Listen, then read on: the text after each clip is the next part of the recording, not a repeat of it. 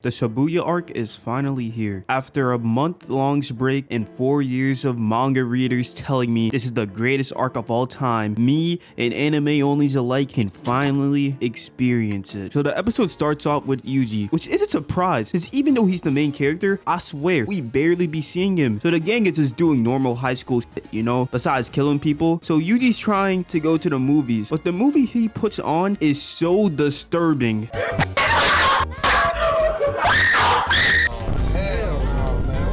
That Nobara's like, nah, and leaves my boy Yuji. Mei and Todo pull up on Yoshinobu in order to recommend Maki, Panda, Yuji, Megumi, and Nobara as first grade sorcerer candidates, and then proceed to play ping pong. I'm not gonna lie, Mei was looking mad good this episode, but my nigga Todo out here blabbling about how he and Yuji are the greatest duo since Kobe and Shaq. But unfortunately, Mei shatters his hopes and dreams by saying he can't be assigned with Yuji since he's the one that recommended him.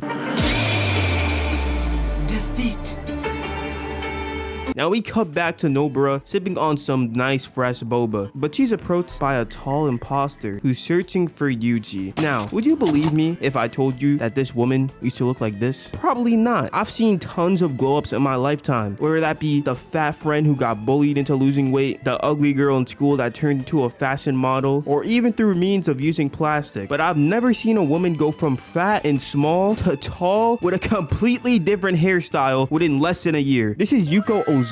She's here to see Yuji, and yes, it's like that. So Nobara has Megumi pull up, because he's Yuji's wingman at this point, and he mentions how Yuji likes tall girls, giving Nobara and Yuko the green light to tell my man's Yuji to pull up. And when he pulls up, even though Yuko has completely changed appearance, he still realizes that it's her. We need more niggas like Yuji in this world. Sticking with a girl for her personality over looks. Bet y'all didn't even notice he's reading his own Shonen Jump magazine here. This sad music and backstory of his middle school days got me feeling down bad for bitches I've never even met before. But yeah, they go hang out, and since Yuji is a shonen MC, he's incapable of noticing when a girl likes him. They say their goodbyes, and knowing this is Jujutsu Kaisen, I wouldn't be surprised if the next time we see her, she gets packed up, since this was way too wholesome. Enough with that though. The trio is back to doing missions, but this time we're pulling up on Mekamaru, because it turns out he been ratting, and plot twist, he baited them to the wrong location, and instead he runs into Mahito and Ghetto, and as part of the deal, Mekamaru gets healed. But it's not that simple, since this is Jujutsu Kaisen, so they get to boxing right after. And shout out to Ghetto for respecting the one-on-one. Mekamaru just starts sending out these shadow clone mechs, and Mahito just easily bodies them, and Mekamaru escapes. Nah, psych.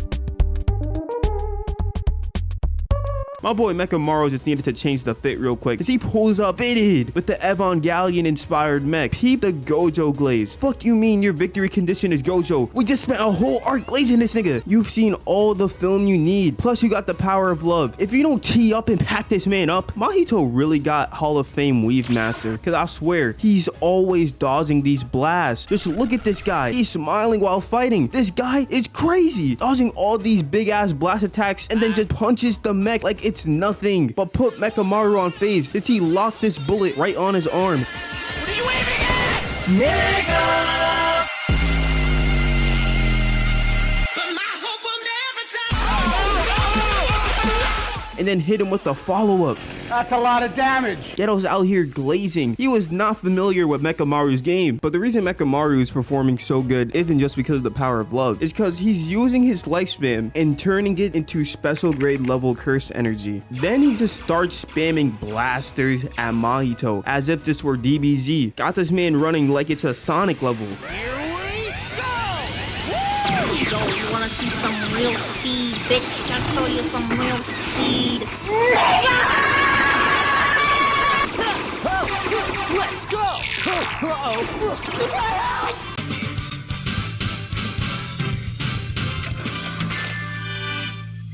But unfortunately, Mahito gets in close range, cuts Mekamaru's arm off, but Mekamaru just proceeds to punch him and sends him right back to the forest, pulls out the drill as if he were Simon the motherfucking digger, and goes in for the kill. But Mahito whips out the domain expansion. I swear, these domains are too broken. It's like Yugi pulling out his trap card. It's a guaranteed victory. And this is it for Mekamaru, except the fact that he studied Toji's technique and hit Mahito with the backstab stab using a drill. Y'all starting to see the Gurren Lagann inspiration? He was able to do this since he activated a simple domain, which is basically the counter to domain expansions. Mahito is seemingly dead from this as he disperses and his domain expansion disappears, which results in Mekamaru feeling like he's a god. Hell yeah, I just packed that ugly ass nigga up and I got more supply left than I expected. Gojo who? Nigga, I'm him. Now all that's left to do is to finish off this old racist ass Buddha. I can pull it off. I can finally live again. I can see her. This is it. This is my time.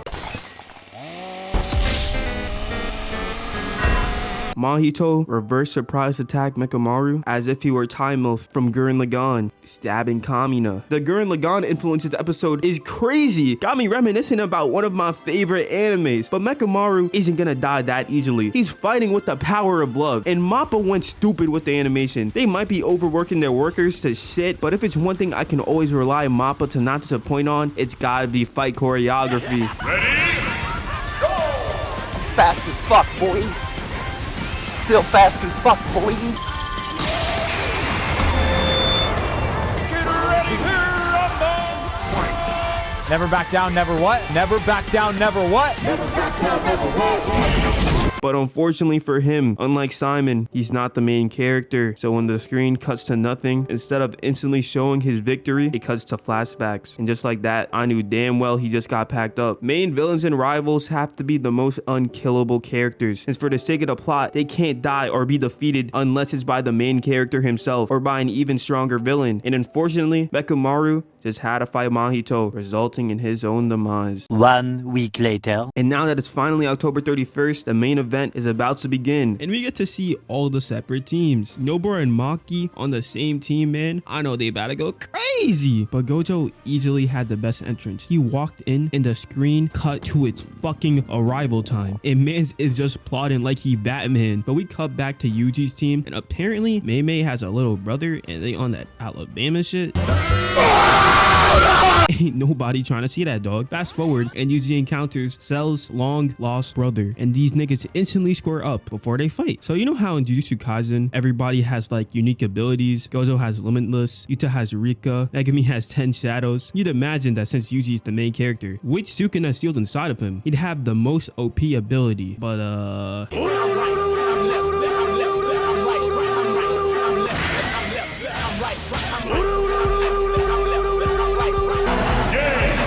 Yuji really got the curse technique left, right, good night. Man's really put Cell from Wish to sleep and then put him in a prayer. But cut back to Gojo and the disaster curses are just waiting for him. Can we just take a moment to acknowledge how nobody in JJK respects the one-on-one? I swear, I can think of countless jumpings that have occurred and we only on the second season. Gojo's at a disadvantage since they're surrounded by civilians, meaning he can't go all out. So Jogo, Hanami, and Choso just start murking the people for no reason. Choso really tried to headshot Gojo. You're not that guy, pal. Gojo's not about to take this level of disrespect, so he takes the blindfold off and gets serious. Gojo is so cold, bro. Since there's civilians around, he deactivated his curse technique and just started throwing straight hands. He was looking like Yuji. These hands rated E for everyone. Said Hanami flying like it's nothing and just yeeted Jogo. Had me thinking this Team Rocket. He blasted off again. This nigga Choso really tried to sneak attack Gojo again. You not that guy, bro. Then Hanami and Jogo proceed to strike back using domain amplification to counter Infinity. But nah, this nigga Gojo goes full on Pharaoh mode and takes the one-on-one with Hanami by just using pure aura. He's really him, bro. Oh my goodness. Man's really Hakai'd Hanami by amplifying his Infinity. Jogo's shitting bricks now. He's having flashbacks to what Gojo did to him in season 1. So in usual Jogo fashion, he starts running in order to stall. And is this really the third time, Choso? Bro, just give up. But unfortunately, Mahito arrives on the subway and I haven't seen Gojo this shocked since he last fought Toji. Mahito pulls up and starts striking fear in the people like usual and even tries to land a hit on Gojo. So with all the innocent people being killed, how exactly does Gojo respond?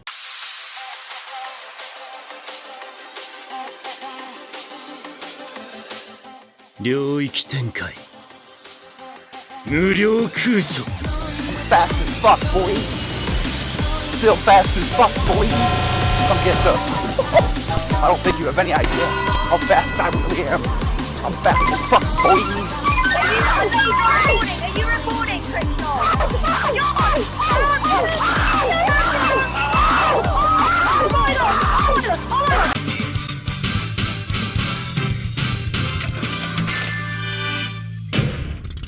barely made it. This man pops a domain expansion for 0.2 seconds. He killed all of Mahito's curses. I don't give a fuck. Gojo is him. That's why he's the GOAT. Yet they couldn't let my mans have his moment of victory, since as soon as he disables his domain, this box appears. But that doesn't really matter since there's still enough time to dodge it. But nah, Geto just spawns in out of nowhere. My glorious king, I honestly swing the other way, since no way this guy is capable of pulling all the biddies in the world. But as soon as he sees Geto's face, he freezes for a second. He even smiled, and that's when I knew it was GG's, since as soon as he let his guard down, he was captured. 12 seconds later. Hey, what's up? Can a low come up in your crib? Man, fuck you, man. My kids up in there. I don't want your ass up in my house, nigga. Oh, nigga, don't hate me because your kids love me more than they love you. They really didn't have to do my mans like that. And to make it even worse, surprise, this guy isn't Geto. It's some brain thingy. Honestly, I shouldn't be that surprised since they got that big ass mark on their head. Plus, I don't recall them ever saying monkey. And yes, I address this brain thingy as a them. I don't know its pronouns or origin. Plus, it's 2023. Times is tough. I ain't trying to get canceled. The way Gojo discovered this person wasn't Geto is quite tragic though. My eyes is telling me you're Shigeru Geto, but my soul is telling me otherwise. Damn, this is how I felt when she left me. Brainy keeping it real though. They had to seal Gojo simply cause he's too strong. And Gojo responds by bringing up the drippiest and cleanest nigga at Jujutsu High, Yuta Okutsu. And fuck you mean you don't see much appeal in him. They lucky I'm not in the show, cause I would have swung at this Geto fraud for disrespecting the main character. I mean Yuta like that. Cause Yuji Itadori is somehow still the main character of the series. I mean, as all this shit is going on, this guy just chilling in the subway with the incest siblings. Like, come on bro, I need you at the main scene. You the star player, do something. However, right before Brainiac is about to put the final touches on the seal, Gojo has some last words to say. Damn nigga, did you ever learn how to stop yapping? Come on, get up, wake your bitch ass up. I'm about to end this man's whole career.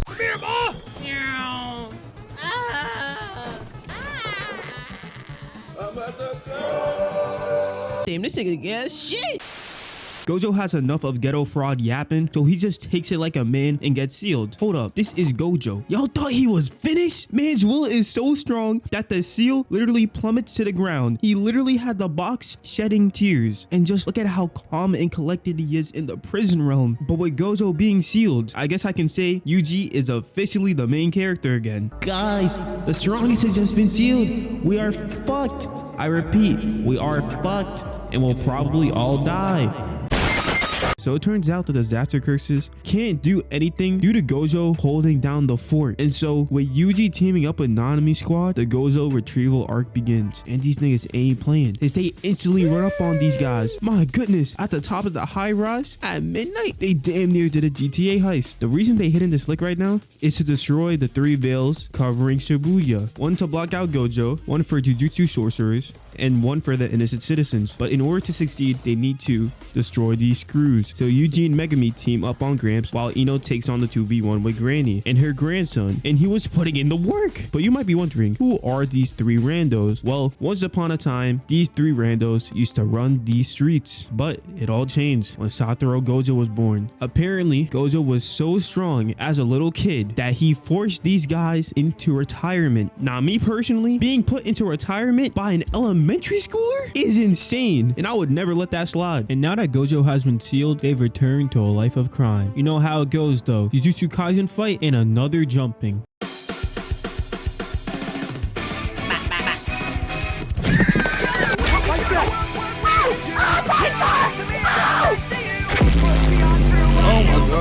Oh my god, he on X.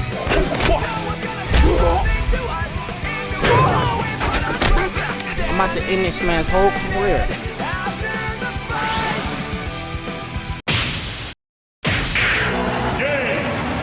Yuji and Megumi were putting on a master class, but sadly for Ino, Granny had some knockoff reanimation jutsu and brought back Toji, and then Ino just got eviscerated.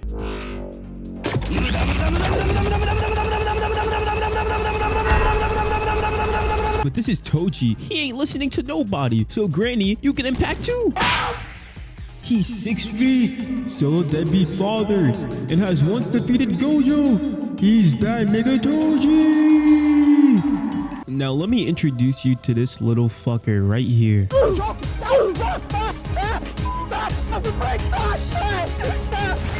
The the blonde menace. This is Haruta, and he's casually been murking Jujutsu sorcerers one by one just for the fun of it, and he eventually bumps into Nobara. And you know Nobara is everyone's favorite slay queen, so she wants all the smoke. But this guy's agile as fuck, and it's weaving every swing. This is not a good look, gang. And you let him hit the dipskis on you? Hey, kick the fuck out your girl. You got bro thinking he's the honored one. I promise you, he's not like that.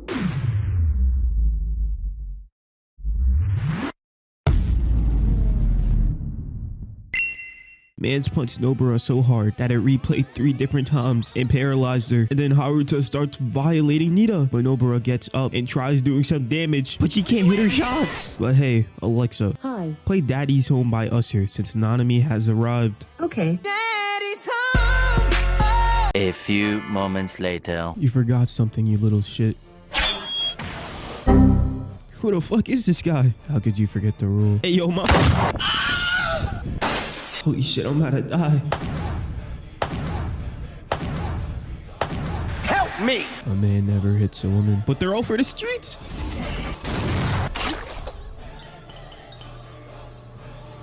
Yeah. You don't respect ones here, bitch. Hey, fuck you, bitch. I hope you understand that all women are queens in your next life. Hey, yo, what you mean by that?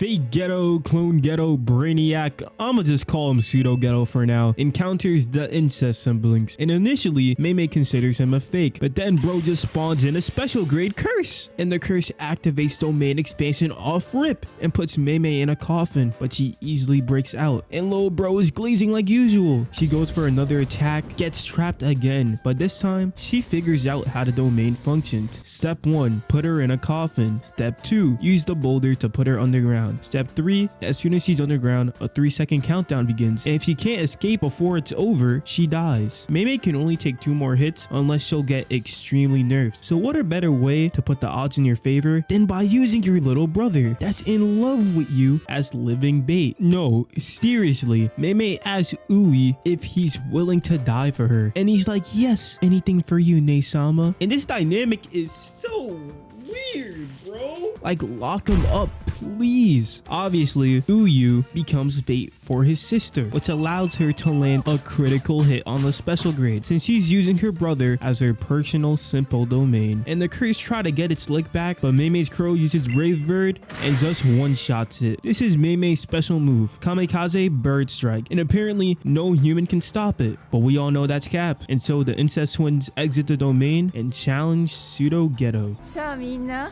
本丸だよ。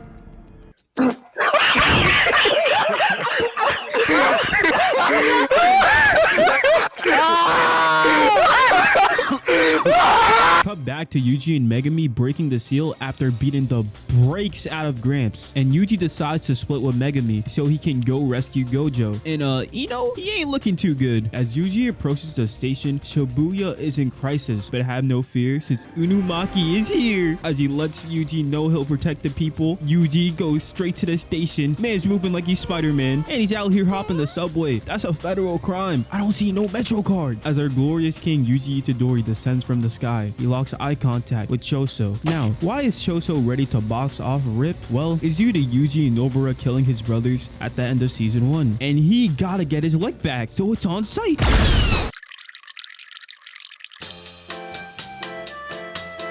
Choso uses his blood technique to send a blast faster than the speed of sound at Yuji, but Yuji just eats it, then blitzes towards Choso in order to close the gap. Lands a hit, but it wasn't very effective. And that hand of his, it ain't looking too good. Answer this question properly and I might let you live. What type of woman is your type? I like my women Asian and melanated. What about white women? They're mid. What did you say?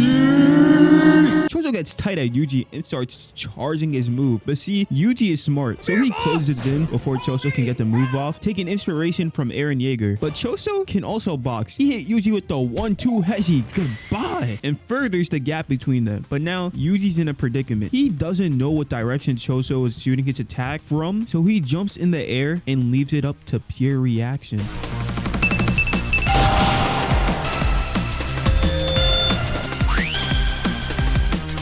However, However, as he's about to close the gap, Choso hits Yuji with a sneak attack and stabs both his feet. But Yuji breaks out using pure force. And after seeing this face, Yuji does what any sane man would do: take cover.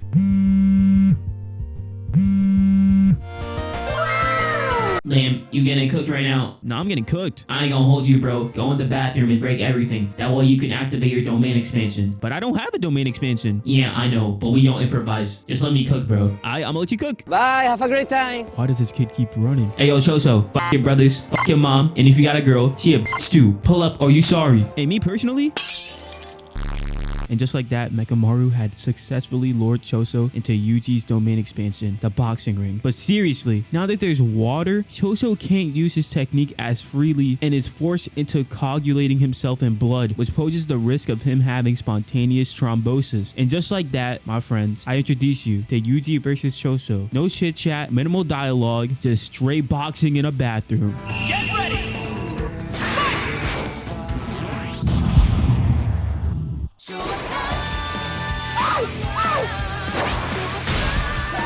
I'm coming for your booty, kid. NANI? You wanna see some real speed?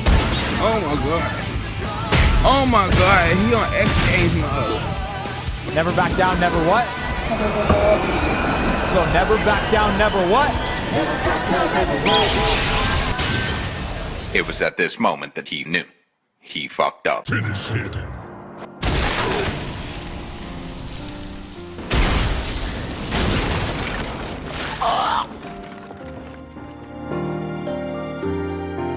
Just as Choso is about to land the finishing touches, he sees the pain and agony that Yuji is in, which makes him recall to a very traumatic life experience. It's finally time to winch at my sword, sword my diamond.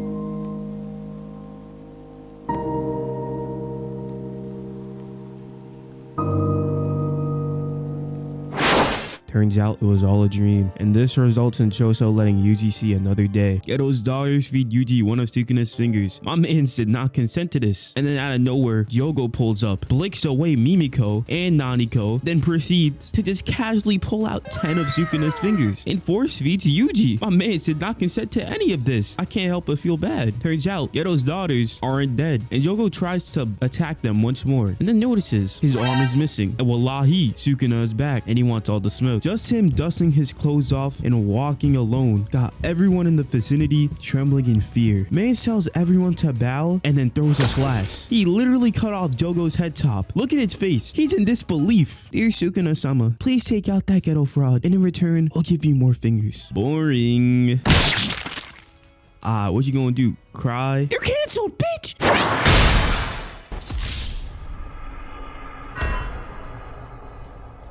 Man, does he really think I care about some weak ass Twitter cancellation? What's your goofy ass want? I ain't gonna hold you. I'm just trying to box. That's the shit I'm trying to hear. Let's fucking box. Before we can get to the fight, you might be wondering, how the fuck did Jogo get here in the first place? Well, not too long ago, Nanami, Maki, and Nobito encountered Dagon, another member of the Disaster Curses. These niggas get to jumping since it's Jujutsu Kaisen, but it wasn't very effective, since Dagon puts them in a domain expansion. But have no fear, since Megumi is here. And you know how you can't go anywhere without seeing a nah, I'd win meme? Nah, when faced with danger, we run.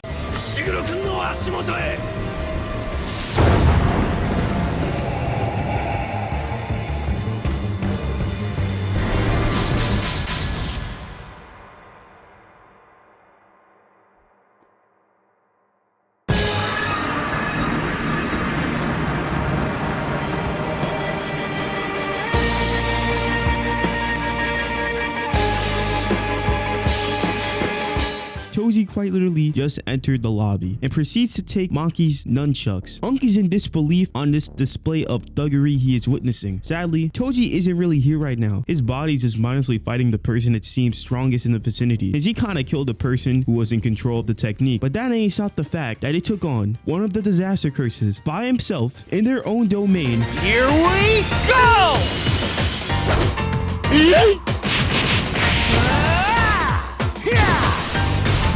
I'm about to end this man's whole career. You're over! I don't know, you better stop! Finish him!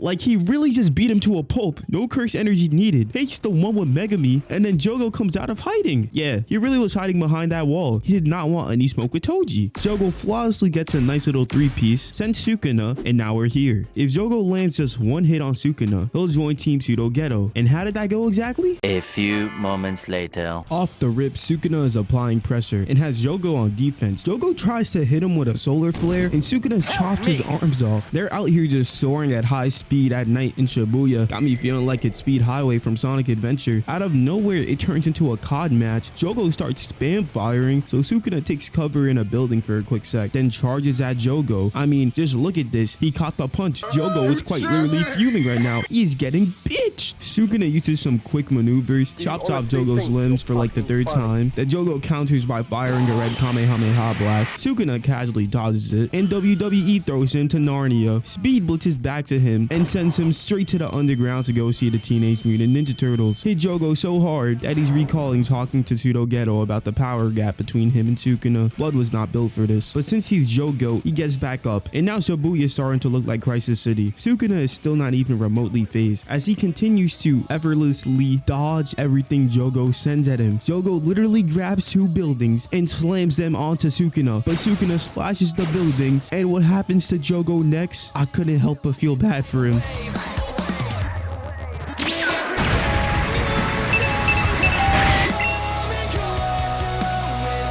Tactical nuke incoming!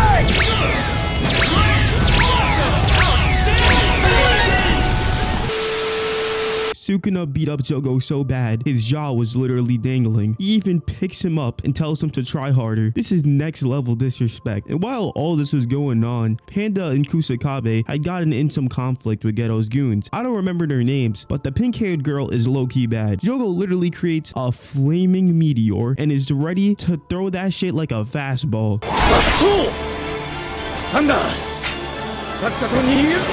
Naran.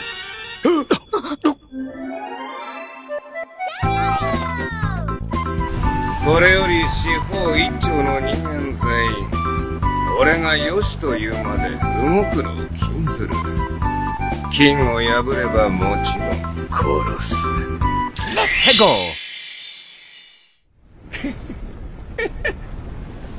まだ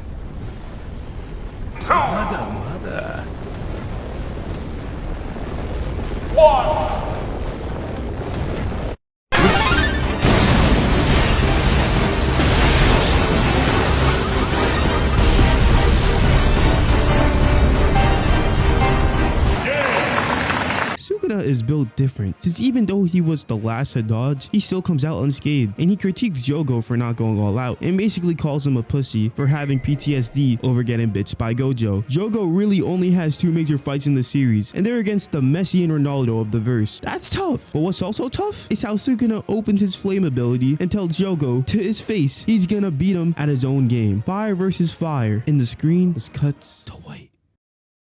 Stand proud. You are strong. Man, what the fuck is this? Wait, Jogo, stop, bro, stop! Is what should have happened, but as everyone knows by now, Sukuna praises Jogo, and that's it for his character, as his body burns to death after being victim to the Sukuna humiliation ritual. Meanwhile, wow, what a better way to bond with your son than trying to kill him. Can't help but feel bad for Megumi. He is completely outclassed. Mans can't even track Toji's speed, and he even tried to box him one-on-one and lost to 1 arm. Hold up, why does Bunny low-key got moves? Stand proud, Toji, you're strong.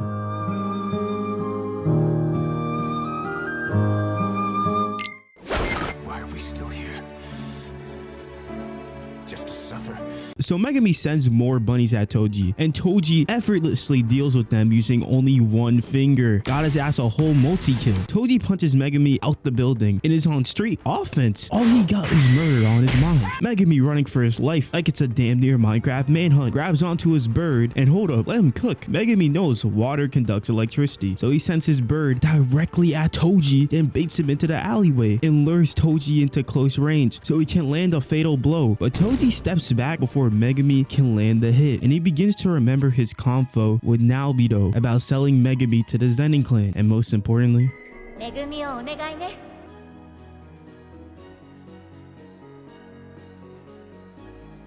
what's your type of woman? I like them Asian. So you're not a milkman, eh? I'm glad. Is this nigga serious?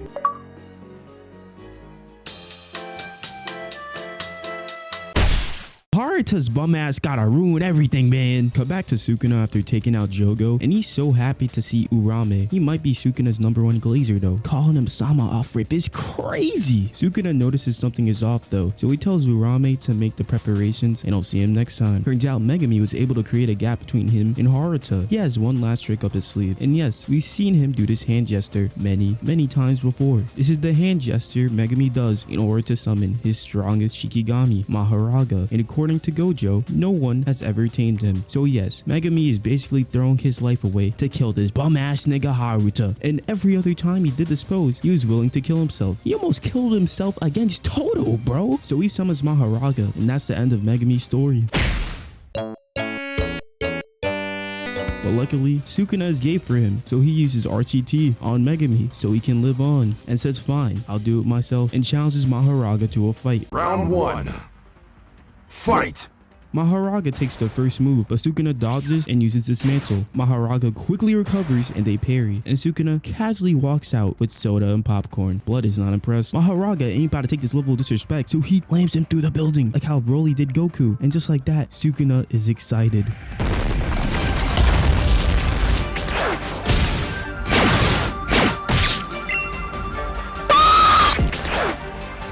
What the fucking shot? You done them off.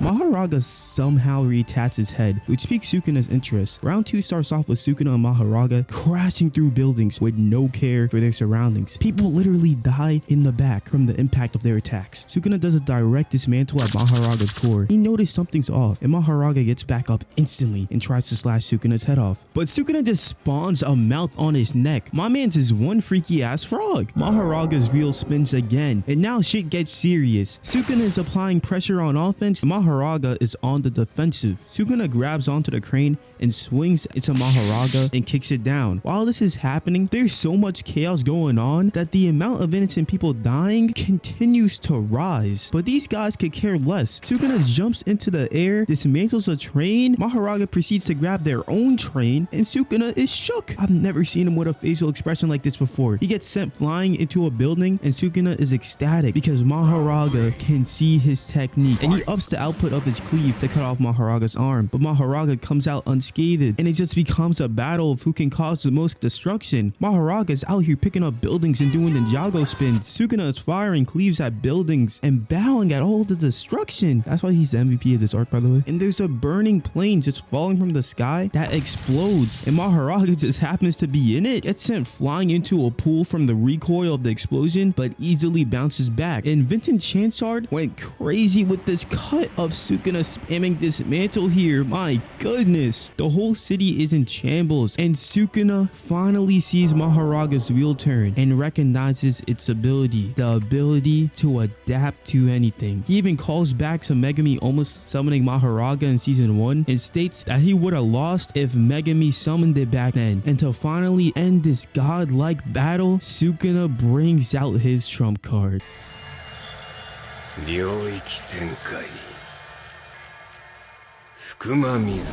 On October 31st in Shibuya, at approximately 11 p.m., Sukuna unleashed his domain expansion.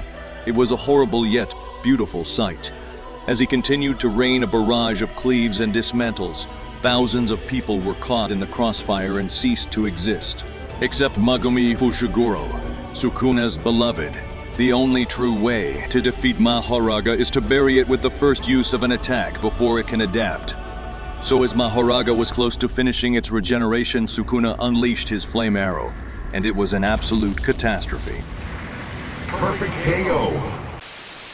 He drops off his beloved Megumi with Principal Yagi and Shoko, and his time is up just like that. This transition of Sukuna's smile to Yuji's sad expression is damn near perfect. All of Yuji's memories come back at once as he takes in the damage Sukuna has caused. He can't do anything but just break down. What a beautiful scene. Surely Mappa doesn't ruin it.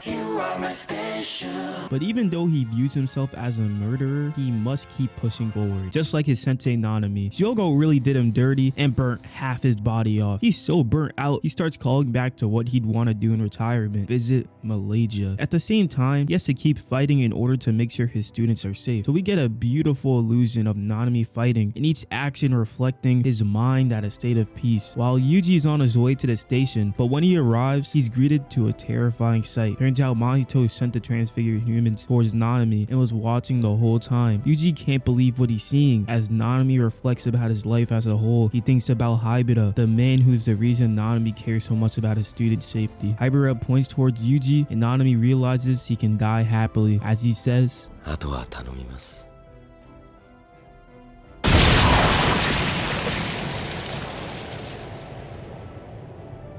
History had just repeated itself. Yuji failed to save another person, and worst of all, it was to the same guy. And as he shouts in anger, Mahito just mocks him. Yuji's mental state is slowly beginning to crumble yet again. Yuji's determined to get his get back, so he charges instantly towards Mahito, yet hesitates for a second when he hears the transfigured human speak. Then Mahito uses soul multiplicity and sends an earthworm at Yuji, spawns in its mouth, and sends Yuji flying. But it's all good, because he got a scar now. The fight comes to a halt for a bit as Yuji asks Mahito why he continues to mock people, and Mahito's response is to replicate himself, killing Junpei and telling Yuji, "You are me," and Yuji can't beat him until he accepts that. Yuji is tired of Mahito's yapping as they prepare to throw hands again. Round 1.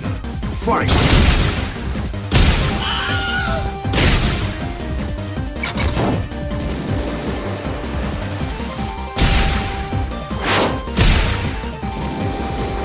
After that exchange, they both walk out and look at Yuji's face. The only thing on his mind right now is killing Mahito. Round 2 starts off with Mahito just spraying explosive bullets, and one of them happens to hit the elevator button. Then he starts using Gear 3 and tries to stomp out Yuji like he a Goomba. The elevator door opens. Yuji yeets this machine at Mahito as a distraction and hits the dipskis in the elevator. But Mahito ain't gonna let him get away that easily. He sends a gigantic fist towards Yuji, but Yuji counters by using Diversion Fist. The impact is so strong that the elevator rope snaps and the elevator starts falling down at full speed. Mahito then proceeds to just drop down and tries to kiss Yuji, but Yuji don't swing that way. He swings back at Mahito and hits him with the 1-2 hezi and jumps before Mahito can attack back. Mahito uses his earthworm again as his own elevator, sends an attack towards Yuji, which he dodges, followed by a big ass hand. Yuji breaks through it and Mahito does what he does best, run away. Oh wow, just two innocent humans chilling in Shibuya Station when a war is going on. What can possibly go wrong? Hey bro, watch your jet, bro, watch your jet!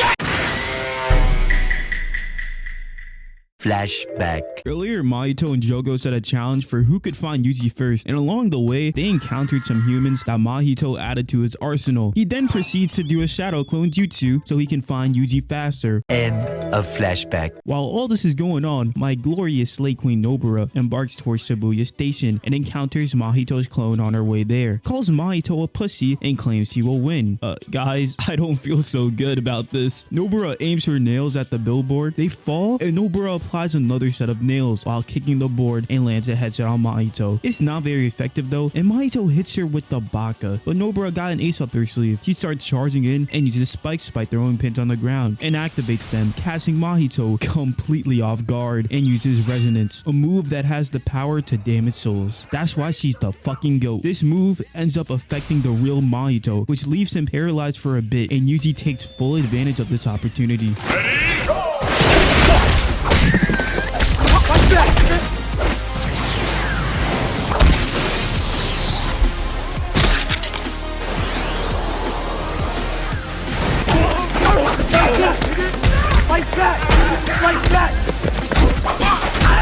Nobara really gave Yuji the greatest lob of all time. Mahito starts running from Nobara because he's a biatch and splits off before Yuji can land another hit. Yuji chases after Mahito and notices the shadow clone. He assumes they're gonna merge back together, but little does he know, Mahito is going for the kill.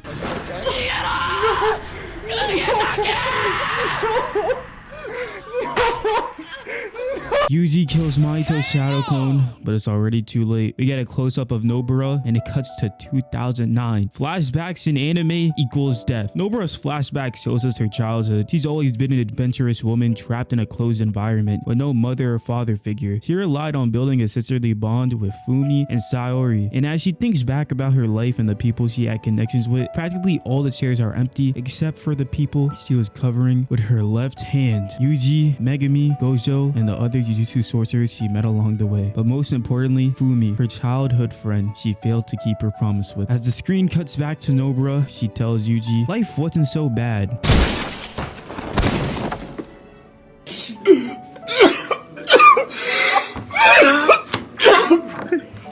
And that's the end of Nobara. Gege, when I find you, bro, can't keep getting away with this shit, bruh. Mahito had succeeded in breaking Yuji's resolve, as he doesn't even give Yuji time to take this in and hits a black flash and continuously pummels Yuji, clowning him for his childish resolve, thinking this was just some fantasy game. But this is war. Right before Mahito can kill Yuji, Aoi, the Chad autist Todo, saves Yuji and tries to encourage him to get up. But Yuji can't bring himself to keep going forward anymore, as he's completely lost his conviction and views himself as some useless murderer. Mahito is filled with pleasure hearing Yuji suffer, but Todo gives a speech about Jujutsu sorcerers and how they lose the privilege of living a normal life as soon as they become one. Todo, Nanami, Nobara, and Yuji all are Jujutsu sorcerers, and as long as they live, their dead comrades have not truly been defeated, as they all put their faith onto the next sorcerer to finish the job they started. And that's what keeps Jujutsu sorcerers going. This gives Yuji the motivation to keep fighting. He temporarily gets healed by Blondie, and Todo takes on Mahito by himself. Fight! What are you aiming at? I'm about to end this man's whole career.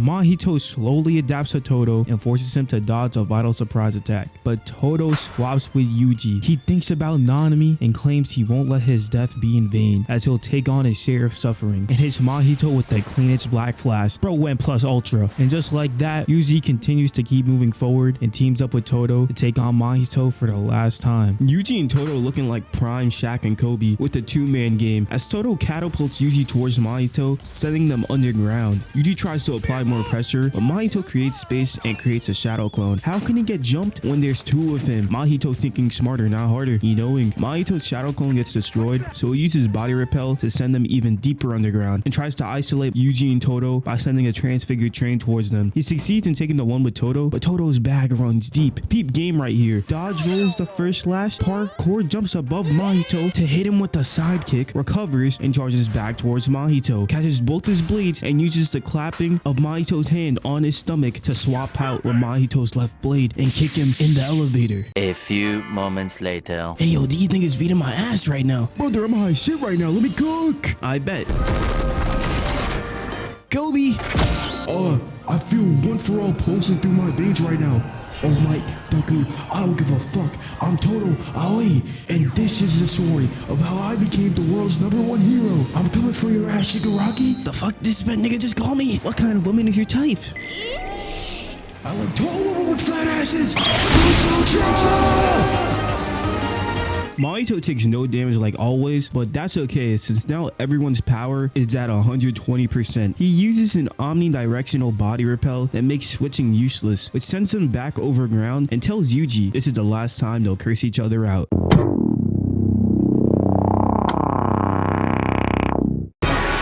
Todo feels disrespected. There's no way Mahito forgot about him, so he swaps him with Yuji. Yuji goes for the decapitation kick, but Mahito decapitates himself in order to create a lifeless body clone, regenerates his main body, and then creates an attack-based transfigured human. So Todo swaps the body double with the main Mahito and takes the one with the transfigured human, but it punches him and sends him flying. Todo is that guy though, so he eats a hanger like a boomerang behind the transfigured human, swaps with it, and one-shots it.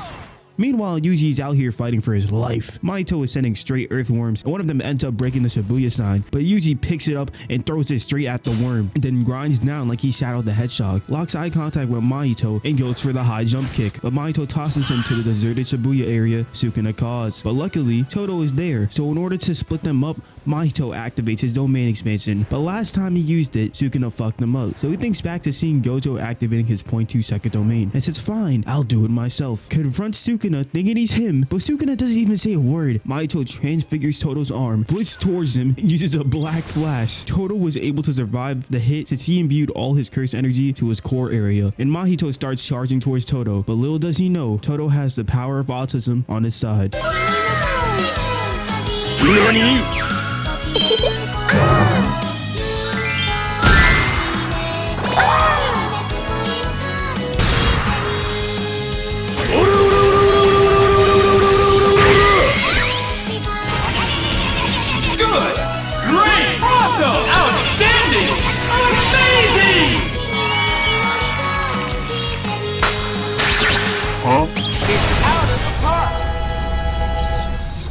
But now it's Yuji's turn, as Todo is out of commission, but Mahito has finally found the true essence of his soul and transforms into his true form. Yuji is shook. He goes for the punch, but it does no damage. And now Mahito's body is even tougher than Choso's was, and uses a part of his body to slash Yuji. Thankfully, just his arm was hit. They get to boxing, and Mahito is simply just outclassing him. He scrapes the skin of Yuji's mouth off and face palms him so hard it creates a huge crater in the ground. Yuji's body is reaching its limit, but so is Mahito's, and Yuji hits his leg back into place, and decides the only way to defeat Mahito is by unleashing a black flash. They both square up and the final clash begins. Yuji goes for the punch, but Mahito feels the presence of a black flash and dodges it by springing around like he Bellamy. He charges back in and they exchange blows, but Yuji catches Mahito lacking with his divergent fist, and Mahito prepares to counter. Yo, boom! It is I, Todo, the artist, not this bad boy. I alone am the honored one, and thou clap, thou cleanse, thou soul. I guess this truly was our Jujutsu Kaisen. Did he just hit me with a hezzy? Never underestimate the power. Of left, right, good night, you bum ass.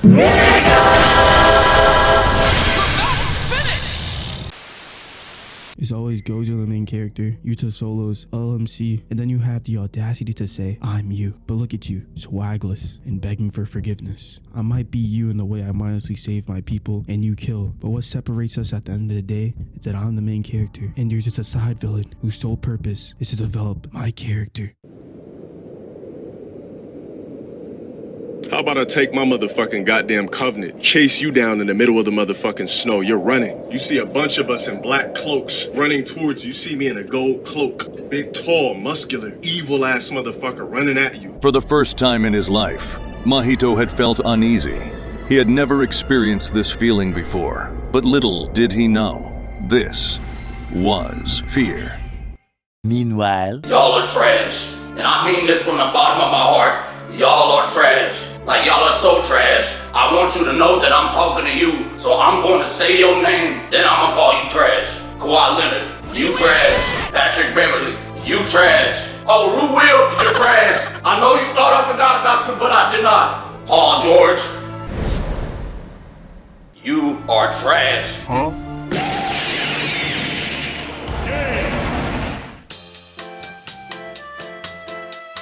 But right before Yuji could land the blow, a familiar face had appeared. Oh my god, it's...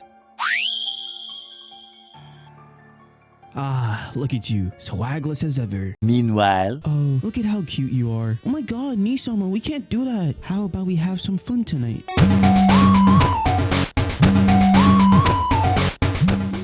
Hey, bitch, are you trying to out-groom me? Bitch, please, we can go groom for groom right now. That's my little brother. This shit, incest and underage. I got the 2-for-1 special. Sorry guys, I've been doing this shit since the 90s. I'm the trendsetter. None of y'all could ever beat me. Man, I know this cougar not talking. That's ironic for you. You're ancient ass pushing 100 years old. Nah, we can settle this right now. Fuck is you talking about? Fuck up, bitch. Y'all broke asses not touching me. Let's go. And just like that, they had all brought out 120% of their groomer potential. Geto has entered the battle, but Yuji not letting him escape without getting Gojo back. So he goes for the punch, but Geto Fraud uses Earthquake, which is super effective, but Yuji is still determined to get Gojo back. Mahito goes for the third party, but he's just a side villain that already served his purpose. So he gets absorbed by Geto, and he eats it while smiling. The real Geto could never, but damn, that Mahito pack going crazy. If I was Yuji, I'd be mad as hell. All that work just for my kill to be stolen in the end. But have no fear, since the Kyoto School students are here, surely they'll put up a worthy performance after ignoring Mekamaru's dying request. Agent Hawkeye shoots his arrows at a guy standing still and misses everything. Mai shoots a surprise shot and it does nothing, but Miwa hits Fraud Geto with the Toji special. But there's one big difference. This guy is smiling. Gojo was shit in bricks. These two are not the same. I'm putting my all into this attack, even if it means I'll never be able to swing a sword again. Just like Gon did. Take this, you Geto Fraud! Did he just stop my theme song? That was the default music, you useless blue-haired bitch. But I'm a strong, independent woman though. You fool! Gege doesn't respect women. Oh yeah, I forgot. Don't ask how Kusakabe was able to neutralize a move that clashed with Yuta's This Is Pure Love attack. Even Yuji is shook by this feat. Luckily, Choso arrives at the battlefield in the nick of time. And as he calls back his memories, we find out he has the ability to sense when his siblings are about to die. And the reason he started tweaking when he was about to kill Yuji is because he felt this connection. And we find out Choso has three parents. His mom, the cursed spirit that piped his mom, and the man who mixes blood into the affair, Kamo Noritoshi. And if Choso is related to Yuji, that can only mean one thing. Kamo Noritoshi, you are the father! So close to the truth, but so far. Kamo Noritoshi is only one of the many names they've had, and their real name is Kenjaku. They've been body hopping for who knows how long, and Geto just happened to be their latest victim. Choso is furious, so he throws a piercing blood towards Urame and follows up with another attack that sends Kenjaku in the air so he can isolate the one. But Kenjaku just uses fly to create space and sends a twomp towards him, which Choso splits in half and follows up with raining blood. Kenjaku dashes straight towards him and hits him with the Toji special and sends him off the platform, but he recovers like this is Smash Bros and uses piercing blood, but Kenjaku hits him with the full counter. He instantly goes for the punch but gets absolutely bitched by Kenjaku, and his last attempt is to just throw blows with Kenjaku, but that failed miserably. Defeat. As they both fall back to the ground, Yuji, Panda, and Naritoshi realize this is the perfect opportunity to jump this nigga, but as they're about to perform the jumping of the century, Urame spawns in and uses freeze on everyone and reveals that they can use RCT as they fix their hand and tries to kill Choso, but Yuji comes in for the clutch. Which girl even uses one of her more powerful moves and it does no damage. She really thinks she a part of the team. Urame ain't taking this level of disrespect and goes for the finishing blow.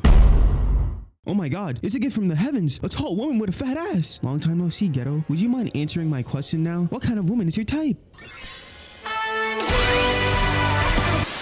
Yuki pulls up just in the nick of time to save Yuji. Her and Kenjaku begin to talk about their ideals and what their idea of an ideal society is. Kenjaku wants to optimize cursed energy compared to Yuki, who wants to free society from cursed energy, which leaves Yuji and Yuki confused. But there's a huge issue in this plan, since extremely few sorcerers and cursed spirits emerge in other countries compared to Japan. In order to optimize Japan, they'd have to use Tengen, and that would give Japan a monopoly, as every human living in Japan would become a sorcerer, which would lead to extreme conflict with other nations, and that's not the world Yuki wants to create. But Kenjaku doesn't give a fuck and says, nah, I'ma do my own thing. He's already tried to give mankind a chance many times before, but failed since he was limited to the bounds of his own potential. So he decided that chaos he can't control is the solution to his own problems, as he uses Mahito's idol transfiguration remotely on people who had absorbed cursed objects like Yuji and people who have cursed techniques but brains were structured as non-sorcerers like Junpei, and tweak their brains so they can have the sorcerer mentality, and one of them just happened to be Megumi's sister. Lastly, he releases the seal on those cursed objects, and starting now, he'll begin his own purge, where these newly created sorcerers try and kill each other to deepen their understanding of cursed energy. So Yuki gets pissed and wants to fight Kenjaku with Yuji, and luckily Urame's body collapses from the poison Choso had put in his body earlier as his ice disappears. But right before Yuki could do anything, Kenjaku declares this is the world of the future and begins his retreat. Give me him back! Give him back! Give him back! Give him back! He's mine!